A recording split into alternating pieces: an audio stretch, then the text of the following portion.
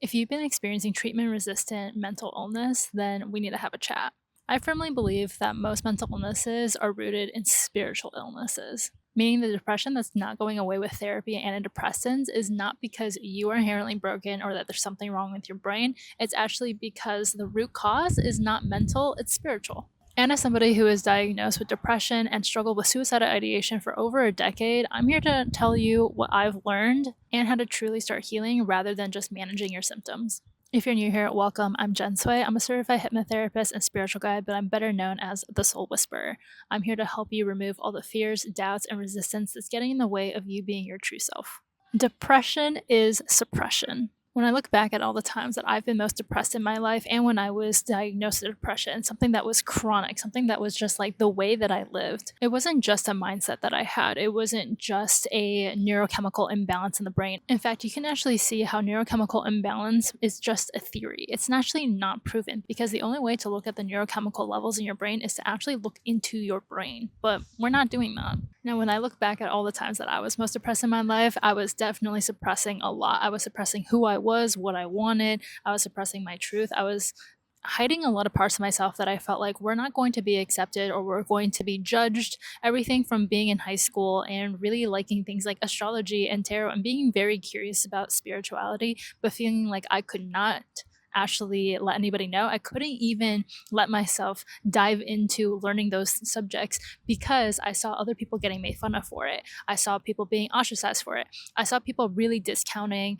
the validity of something like spirituality because it wasn't science-based. And as somebody who was very, very science-based, who took all the AP science classes, all the physics classes, all the chemistry classes, and somebody who prided myself on being very intelligent, of course, I didn't want to risk that reputation and also even my reputation within myself of being somebody who believed in something that was so woo or out there. Obviously, it's extremely ironic now looking back because this is all I do.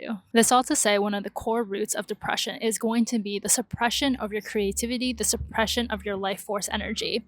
Your life force is that spark that you're going to get when you follow your passions, when you're talking about something that you're really interested in, when you let your curiosity run wild, when you meet somebody and you're like, wow, they're just so intriguing. There's something so interesting about them. I want to ask them all these questions about themselves, whether that's somebody that you're looking to date and you're just like, you want to ask question after question, you just want to go in depth, but then maybe you're suppressing yourself because you don't want to come off too strong, right? Maybe you're suppressing yourself because you don't want to scare them away. Maybe you don't want to seem too eager, and so therefore you suppress. And time again, you're suppressing the truest version of you, which is going to lead to disconnect because you're not actually going to be able to meet somebody who's going to meet you where you're at, meet you where your excitement's at, if that's just genuinely who you are. Now, especially if you are a creative at heart, and you probably know this, if your favorite subjects in school were things like art, dance, music, if you really loved writing and poetry, if you're somebody who gets really inspired when they're out in nature, if you're somebody who really loves plating a good meal and having dinner parties and having good conversations with people and you feel that love between you guys, one of the fastest ways to kill your soul as a creative is going to be to suppress that creative spark. You not letting yourself engage in writing, you not pursuing a career or pursuing something on the side where you have a creative outlet is going to crush you. And I saw this a lot in myself. Like I said, I didn't explore topics that I was really curious about,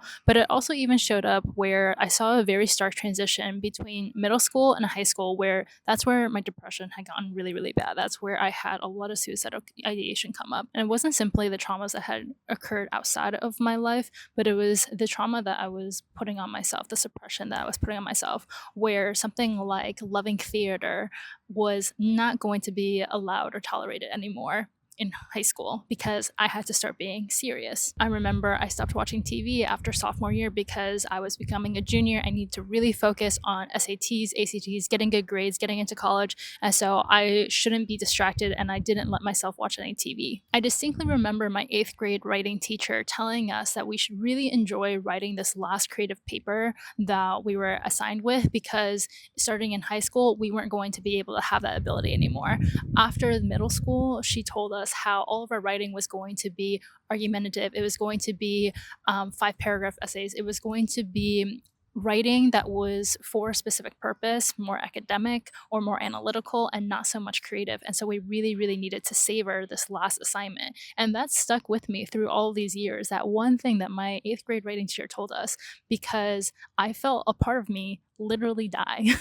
Writing has always been one of my favorite subjects, and recently I just started writing on Substack after years of contemplating whether or not I should. Mind you, I have spent the last 6 years online writing caption after caption on Instagram, going incredibly in depth in a lot of these posts, giving my perspectives, giving tips, giving honestly like a lot of free coaching in my social media posts as well as in my newsletters. But there was always something that also felt just so wrong about it, where I felt bitter because social media moves so quickly. You post something one day, but then it's irrelevant the next. You have to keep churning and churning and churning, and you can definitely reach creative burnout. But given the fact that one of my biggest priorities this year is to finish writing my book, I figured it was time to really exercise my muscles in long form writing. And genuinely, I cannot tell you how excited it's made me. It's given me so much of my life force back after kind of feeling like I've been stagnant for a while. And a creative needs inspiration. And I truly believe that all of us are creatives, and it shows up in different ways. But there's no way that you can be a human on this earth and have nothing to actually create and provide value into this world,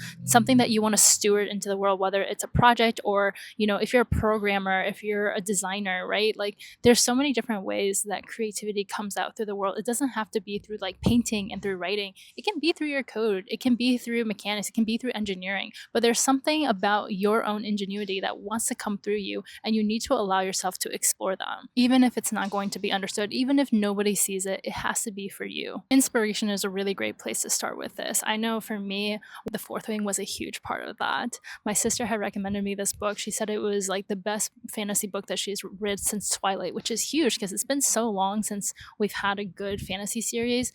And I know people were really into A Court of Thorns and Roses, but I didn't read that until after I read The Fourth Wing, because The Fourth Wing is really what like opened me up. Sidebar, I had gotten the audiobook for it, and I had decided to start listening to it one day in the start of my day while I was doing dishes or something, and I had just intended on starting the book so that I could finish it later. I had a whole day ahead of me of the work that I wanted to create, but I literally got so into it that I spent the next like 16 hours or 10 hours of my day listening to this book on like 1.5 times the speed. I was walking on the treadmill with it. Like, it was the only thing I could consume. I ended up following along in the ebook version of it because I just needed to see the words written out while listening to it. That's how inspired I was. And so if you know that feeling of that spark, eating something that just lights you up, that you're like, this is incredible, I didn't know they could make food this good, or reading something that you're like, wow, the story is so encapsulating, listening to a song that brings you to tears, reading a poem that just shakes you to your soul. Whatever that inspiration is, it's going to maybe come through consuming first, but then you have to let it transmit out of you as well, and let that life force energy be stewarded outward into your creative endeavors. One of the major causes of depression is not following your passions. And if you know about my virtues, values, and visions concept, then you know that so often in life we are guided towards following a vision for what we think is going to make us happy, for what we think is going to be our purpose. And oftentimes it's not going to be that way at all. We might get on the path and realize it's not for us, that we don't actually want to be doctors or lawyers or accountants. Or perhaps you're going off on your own and you think that you do want to be some type of artist as a career, and you realize along the pathway that that just kills your creative soul. That's a big thing too. And so when I say one of the biggest causes of depression is not following your passions, it's not necessarily following your passions in a career-oriented way, but it's letting yourself continuously show up for the thing that's going to light up your soul, the thing that your curiosity is leading you to, and the little projects and side quests in life that's going to allow you to feel connected to the magic of life. I know all the people that I've worked with who have struggled with depression, who have struggled with suicide ideation, and myself included, always felt this disconnect between their own life experience and then the magic of life. Life seemed like a burden. They themselves felt like a burden, whether it was their need to financially provide for themselves or their need to survive, right? It's so easy to get down and to forget that there is so much good to this life, that this life is a gift, and it certainly does not feel that way when you're in the ruts of depression for year after year after year, when all you can think about is, would it be better if you just ended it all? And chances are when you're in this state, it doesn't matter how often you hear that happiness happiness is a choice or that you have power to change your circumstances, you don't feel it. And that is why mental illness, especially things like depression and suicidal ideation, are not actually mental illnesses, they're spiritual illnesses, because it has disconnected you from your own personal power. It has disconnected you from the truth that you have free will, and it has disconnected you from the love that you have within yourself and the love that you can have for others. When you don't feel like you have any value to provide, when you don't feel like you are worthy of love, when you don't feel like that you can be yourself and be accepted in that, be seen in that, be understood in that, of course you're going to be depressed. It's like you're human or something. Being somebody who is a sensitive soul, who is an empath, who is a creative, oftentimes you're going to be so much more in tune with pain, whether that's the pain of others, your own pain, or the pain of the world. And being so in tune with that suffering requires you to transmute that into art, into something creative. I once saw a quote that said something to the effect of, not all art has to come from trauma, but trauma makes it so that you have to create art because it needs to move through us. Otherwise, it gets stuck, it's stagnant, and we become depressed. So another form of suppression is going to be self-suppression. And self-suppression is going to come through suppressing your true desires, suppressing your truth in general, what you genuinely think about something, yourself, the world, your opinions, and also suppressing your emotions. While suppression of creativity is going to be associated with your sacral, the chakra that's kind of in your pelvis, right underneath your stomach. It also deals with sexuality and pleasure, which makes sense if you have experienced any type of sexual trauma, or in general you feel like that life force, that passion has been zapped out of you, that spark has been zapped out of you. You're not going to be able to really experience the pleasures of life. You're not going to be able to experience pleasure within your own experience, or even pleasure with others sometimes. It's almost going to feel like there is a veil or something getting in between, or that there's a limit to which you can experience pleasure because your creative spark is limited because your sacral chakra is blocked, or that there's some type of energetic resistance to allowing that energy to move within you. Now, likewise, suppression of your emotions is going to come from a blocked heart chakra, where perhaps you don't feel safe. Perhaps you don't feel like you can trust other people. Perhaps you don't feel like you can trust yourself. And therefore, where fear is going to intercept, where trust issues are going to intercept, you're not going to be able to fully feel like you can express your emotions, whether that's through crying or through telling somebody that you like them, that you love them, from telling somebody that you're hurt, that you're disappointed by them, that you feel betrayed, that you feel in some way, shape, or form just hurt. And let that hurt be seen. Suppression of your truth is going to come from a blockage in your throat chakra. If you have a blockage in your throat chakra, you can think of it like this. Ideas are going to come top down.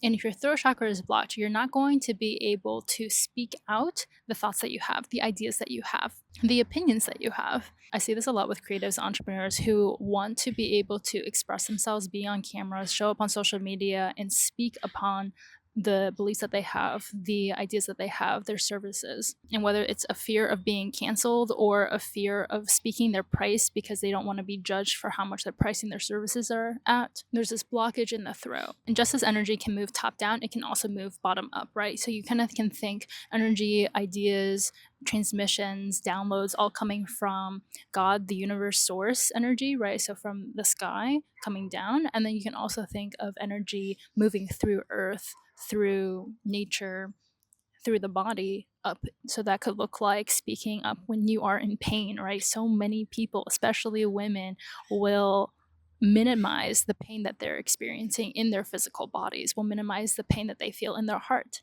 And you may be able to not be blocked through your solar plexus, through your heart chakra, but then if you feel that blockage in your throat, you're not going to be able to express your truth. And if you can't express your desires, then you're going to be setting yourself up for a lifetime of disappointment. There's really no nice way to say that because, for example, if you can't express your desires in bed and feel comfortable with that, your relationship's going to suffer from that. If you're trying to get help, but you can't express your desires with your healthcare professional, with me as a hypnotherapist, for example, if you come to me with an issue of like depression, but you can't tell me exactly what it is that you want. Doesn't have to be what it looks like, but you don't know what the feeling it is that you want. You can't be honest with yourself about it. That's also going to set you up for failure because you're not going to be able to move in the direction that you actually want to go. Over time, when you don't use your throat chakra, when you don't use your voice, your truth, when you don't use your desires, your passions, and you let that energy move through you, it's going to get stagnant, it's going to get stuck, kind of like a tight muscle. If you try to use it, you might feel like you're going to break, so you fear it. But if you keep not using it, you're just still going to be locked up. So whether you start by practicing speaking your truth to yourself, right? Being honest with yourself is always going to be the first place to start in order to be able to be honest with other people. You can practice speaking this aloud in the mirror. This is one of the biggest things that helped me get the ball rolling, was doing the cheesy, kind of cringy affirmations of being able to speak affirmations to myself in the mirror. Now, there's so much to this. You have to make sure that one, the affirmation that you want is helpful to you, and two, the affirmation that you're practicing is actually accessible to you, meaning you're not trying to go from level 0 of self-worth to 100, right? You're not going to go from I'm a lazy piece of shit like I'm incredibly productive and like worthy of everything that I want. I don't know, that's just an example. I know for a big thing for me, it was like my relationship with my body. And I just genuinely thought that I looked fat, that I looked bad, that I looked ugly. And I couldn't go from like, I'm ugly to I'm beautiful. Like that, there's just like too big of a disconnect. I would just be like, that's BS, right? And your subconscious can't process that. Your conscious mind doesn't even want to accept that. And so when you're practicing, perhaps instead of saying that you're beautiful, it's focusing on something that you do like about yourself. Oh, my hair looks really good today. I really like the way that I did my makeup. Maybe it's like the way that your clothes fit you today. Maybe it's focusing on like your ability to nourish yourself, and that, you know, you at least can feel good knowing that you nourished yourself well today. So when you are able to speak this out loud to yourself, you're practicing unlocking your throat chakra just to yourself. You're going to see a lot of the resistance already bubble up within you, where you're going to be like, oh, that's cringy. But it's like, you're literally alone. Why is it cringy, right? And so it's going to show you how much the judgment is not about other people. The root causes of why you feel like you can't be yourself has nothing to do with actually what other people are going to respond to you with or how they're going to react and receive you, but it's actually how you are in relation with yourself. It's going to reveal to you where you have resistance. It's going to reveal to you where you have shame and where you have insecurity. And this leads me to another energetic root cause of why you're experiencing depression and suicidal ideation is going to be self-rejection and shame. When you reject yourself, whether that is the way that you look, the things that you want, the things that you like, the things that you dislike, the path that you're on, the speed of which you're going, I know so many people who feel like they are behind in life, or that, you know, they're not sure where they're going. They feel like they're kind of just flailing. And you telling yourself that you should be somewhere else by now, that you should have XYZ by now, that you're behind, that is all forms of self-rejection. And it's only going to further reinforce the narratives of shame that you might be carrying inside of your heart, blocking you. Because when you feel ashamed, you're going to feel worthless. You're going to feel like there is no value you can provide. And when you are so conscientious about yourself, and there's a difference, huge difference between being self-aware and being self-conscious, because when you are self-aware, you can see yourself with neutrality. You can still meet yourself with compassion, and you can also be honest with yourself, right? You can reflect objectively. But when you're self-conscious, this is going to be the piece where you can notice all these little parts of yourself, but it's going to come with a flavor of discontent. It's going to come with a flavor of shame, of insecurity even, because there's parts of you that you haven't fully integrated as this is who it is that you are. There are parts of you that you're still trying to get rid of. There are parts of you that you're still trying to gain. And because there is this idea that you are not whole as you are, right? There's things that you need to get rid of that are bad, and there's things that you need to get more of because it's going to make you good. There cannot be harmony within yourself. And just notice how insidious this is, because you are so aware of all the parts of you that are wrong, that are bad, that are different, that you need to change, all the parts of you that you think need to be better or be refined in some way. You are always focused on yourself. And when you're focused on yourself, you're going to get into a rut. And perhaps Freud said this best when he said that the human condition is all about overcoming our own narcissism. Because when you are full of shame, when you are so focused on yourself, of needing to be better, of all the parts of you that is not okay, not acceptable, not lovable, you are an ego and you are not serving anybody. You are not fulfilling your mission. You are not living your purpose. You are not present. You cannot be a good friend. You cannot be a good lover. You cannot focus on helping others and giving to this world. You cannot focus on your creativity because you're so entrenched in your own perfectionism, of your own shame, of your own unworthiness, of your own unlovability. It's all about you. And not only that, but everything around you is going to trigger you. People who are happy are going to trigger you. People who are in love are going to trigger you. People who are successful are going to trigger trigger you. People who have what you want are going to trigger you because it's going to, again, reflect back to you how you are not enough, how you are lacking that. Instead of being able to use something like envy as inspiration or let it fuel your desire, it's always going to be something that reminds you of how you are unworthy. And that's going to create another energetic root for you that's going to keep you in the depression, which is the energetic root of being disconnected from love. So I guess in a way, this is like more so cutting yourself off from a source of spiritual connection, but it's also rooting you into things like nihilism, pessimism, and again, that narcissism of really thinking about yourself, of greed, of feeling like you're never going to have enough because you're not enough and you need to always have more and more success, more whatever. Even if you're trying to do so from a place where it harms the least amount of people, you're still harming yourself because it's always trying to out hustle your own self-worth. It's also going to lead to isolation. Anytime you feel like you cannot access that love within yourself or for other people or for the world around you, you're going to set yourself up for bad choices, in my opinion. Okay, so now that you understand all of these different energetic root causes of why you are experiencing depression, suicidal ideation, this like deep grief within you that just won't move out of your body, how do you actually go about and change it? How do you go about and shifting your energy, shifting your vibration, and actually start healing the real root cause? This is where hypnotherapy comes in. Chances are you've already been trying to do so many things on your own. You've probably already been putting a lot of pressure on yourself to try to figure things out, and you're probably already very self-aware. You're probably even educated and have listened to different podcast episodes, books, and talked to professionals. Maybe you've also been in therapy for months, years even, and you're still, again, stuck in this rut. As a hypnotherapist and also as an intuitive spiritual guide, you're going to get the best of both worlds. The way that I support my clients is first by clearing the conscious mind, then the subconscious mind, as well as the energetic body, and then helping them maintain that clearing. Now, whether or not you work with me, I'm going to tell you how you can set yourself up for success. And by doing this work, it's going to set you up to get the results that you want and even more beyond what you could even imagine. The first is getting clear on what the issue is and all the triggers, all the symptoms, all the ways that it shows up in your life. Take a note of how you spent your time this last week, where your brain space was at, where your heart was at, what the recurring thoughts that you're thinking to yourself are, and write it down. I know for myself, I had this huge narrative of like, I'm stressed. And it was like so much so just the truth that I didn't even notice that it was even a thought. It was just a state of being that I was always in. I remember in college, I took a mindfulness class. And one of the first things that we did was take an audit of our life where for an entire day, at different points of time in the day, we were supposed to write down what we were doing and how we were feeling at every single hour of the day. And every single hour of the day, I wrote stress, even though I could have also been experiencing something like happiness or content. Like there was always still a baseline of stress. And I was always just like, I'm so stressed. I'm overwhelmed. There's too much that I need to do. I don't have time, right? These were the narratives that I was constantly telling myself. Like, I don't have the money. I don't have whatever. It was constantly looking at all these things that I don't have. It was also always nitpicking and critiquing myself, whether it was the way that I looked. Maybe I didn't hit a macro goal. Maybe I didn't hit a weight goal.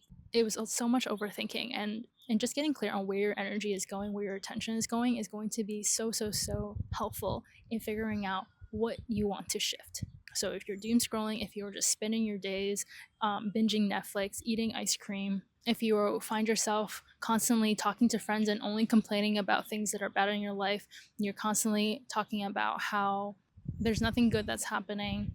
If there's zero amount of time, for example, expressing gratitude or finding something good in your life, laughing, sharing a good story, asking people how their day was, connecting in some way, notice all of these things that are also not happening that you would want to happen instead. Now, one of the benefits of working with a professional and when you work with me is that I can help guide you through all these things that you might be missing. I can also help you create the vision of what it is that you want instead, because oftentimes when you're in such a deep depression, when you're in such a rut, you haven't experienced the other side. You haven't experienced what it's like without the problem. And so it can be hard for you to even conceptualize that it's possible for you, what life could look like without this issue. And that's going to be one of the biggest benefits of being able to work with a professional.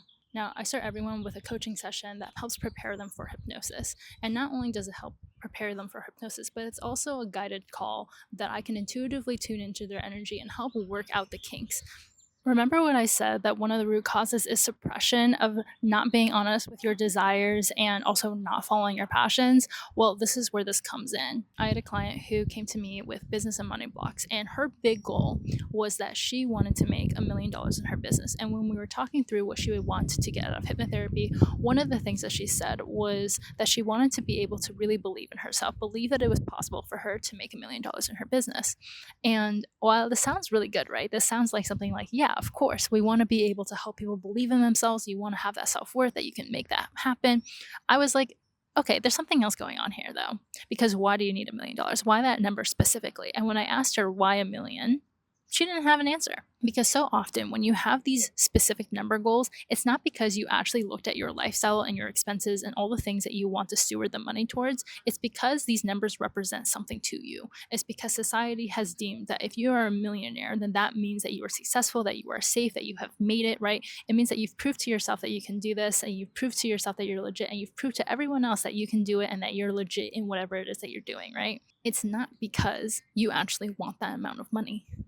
It's not because you actually need that amount of money. It's because you want the validation and the story and the self-belief that comes with it.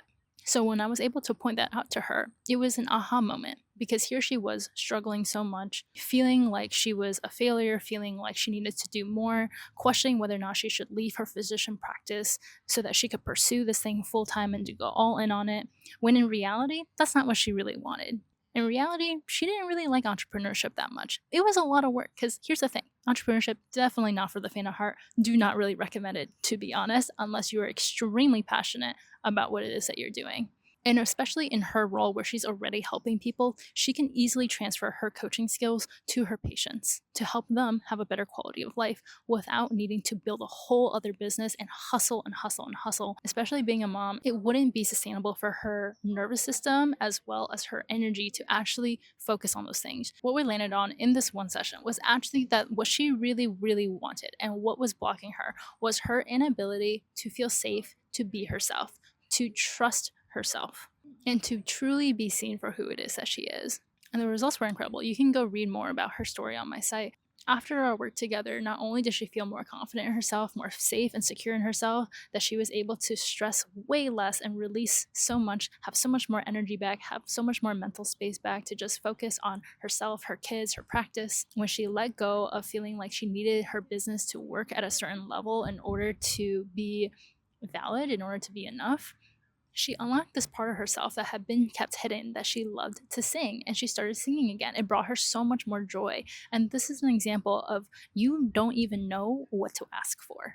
You might be thinking that the best that life can get right now is for you to not want to kill yourself, to at least just be able to survive through this world. Maybe it's this vague sense of happiness, but the specifics of what that's going to look like is going to blow your mind when you actually experience it. Because when we actually go into the hypnotherapy session, after you've already consciously cleared things up, dusted off your brain and set yourself into alignment from a conscious lens, then your subconscious can do the heavy lifting, where we can see the root beliefs of why you are still holding on to the depression, these negative thoughts, the self-criticism, and the feeling of unworthiness that's keeping you wanting to end things. When we look at the energetic root cause of why you are holding on to things that are still hurting you, it's because there's still a part of you that believes it is helpful. If you haven't read Existential Kink, highly recommend it. It goes really deep into this topic and also how shadow work works. But if you were to really think of what is the role, the function, the purpose, and the intention, the good intention behind why you might experience depression or suicidal ideation, it's because it's either trying to protect you, it's trying to get you attention in some way so that you can be provided for, or it's trying to punish you in some way. If you have a fear of responsibility, if you have a fear of being seen, being able to be a happy person, being somebody who actually has motivation, has drives, has things that you want to accomplish in this world, is actually going to be really, really scary, because you might disappoint yourself, you might disappoint others, you might have to face rejection, and those things are painful. So depression is a protective factor for you to not experience that pain. If you learned when you were a kid that the only way for you to get attention was when you were sick or when you were hurting in some way, that as long as things were okay and good, you weren't really going to get attention much, then of course, being depressed is going to be a way for you to stay safe. It's going to be a way for you to stay in the crowd, right? Maybe you have a friend group and the way that you all connect is by gossiping, it's by being depressed, it's by sharing all the negative things, how bad things are, how this terrible thing happened, how this crazy thing happened, you know. And that is just the energy. This is so many friend groups where the bonding factor is actually how depressed can you be. I remember this in high school and middle school where it was like a bonding factor to complain about how little sleep that you got and how, like, oh my gosh, you're so stressed, you're pulling all-nighters, you're taking so many classes, you're overextending yourself, you're burning yourself out. And I know that this culture also exists a lot in industries like law and in medicine, where there's almost like a pride and a sense of connection when you are all suffering together. That shared suffering you have to be very, very careful with, because it's going to keep you in that. Because if you lose that, you might lose parts of your identity, you might lose part of your community, and then you won't be safe anymore again.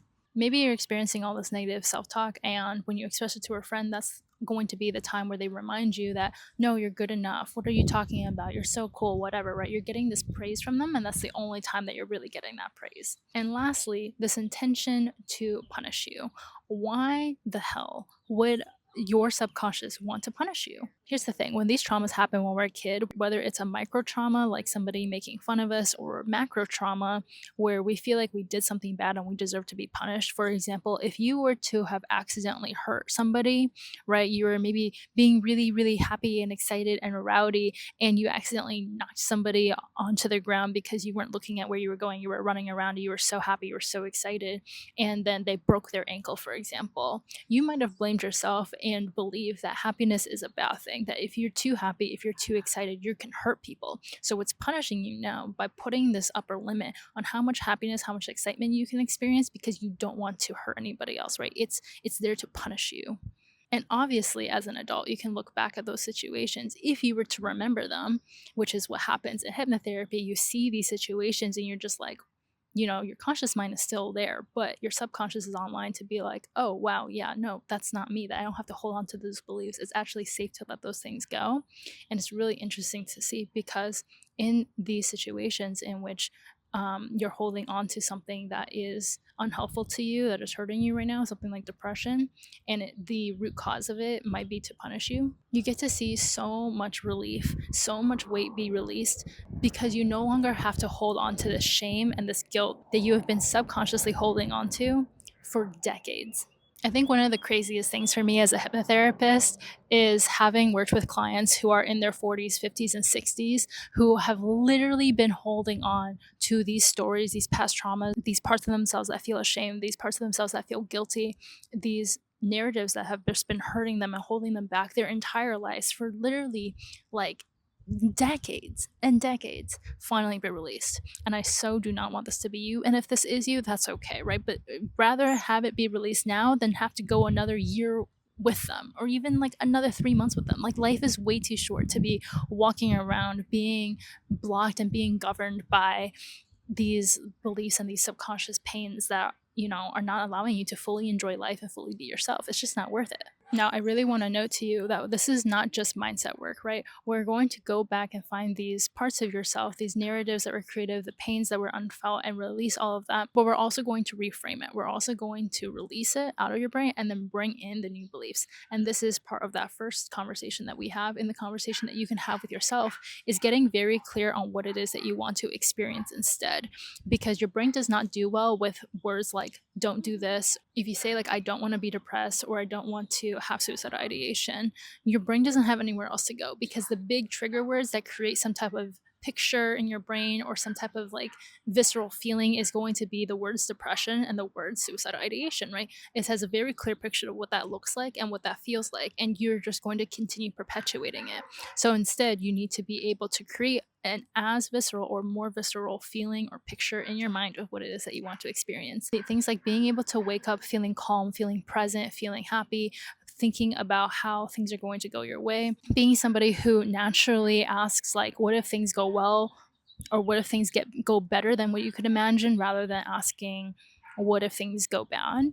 Being the type of person who smiles at people at the street, who waves hello, who's able to look themselves in the mirror and smile. These are all things that actually create a picture in your head and creates a feeling that your brain can go to work to now create, because your brain does what you tell it to do. You just have to tell it to go in the direction that you want to go. And that is the final piece of the puzzle, where at the end of your hypnotherapy session, we're able to actually integrate the reframe that you want to experience in your life. And then you're going to get a custom hypnosis audio that's based off of that portion that you can listen to integrate into your mind every single day for the next 21 days. That is the maintenance phase. How you maintain your transformation and how you allow the effects to compound over time, not just the immediate relief that you're going to experience that every single person has experienced. If you have any doubt that if this is going to work for you, just know the only things that you need for this to work is for you to believe in yourself and believe in the process.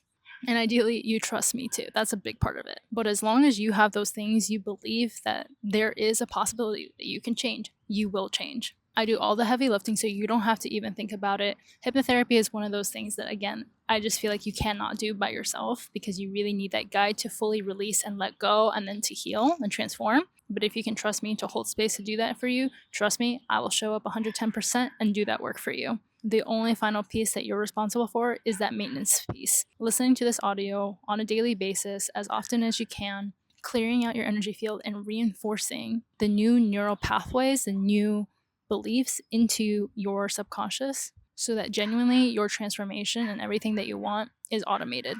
Again, this is not just mindset work, this is deep energetic work. We are clearing out energy from your past, from traumas, from negative entities and energies that might be in your field or that have attached to you. And we're also clearing trauma that you've carried for generations. When you focus on clearing this energy, you not only free yourself from it, but you free your entire lineage that comes after you from it. And you don't have to worry about passing it on to other people around you, because truly things like pessimism is a disease that crushes the soul, and it is contagious. So friends, I hope this helped you understand the spiritual and energetic root causes of mental illness, how you can go about actually healing them. And if you're ready to experience this energetic clearing yourself, you can go ahead and click the link down in the description box below to book a session with me. And if you have any questions or want to let me know how this resonated with you, go ahead and leave a comment or DM me on my Instagram at Jen the Soul Whisperer. Until next time, stay well and listen to your soul whispers.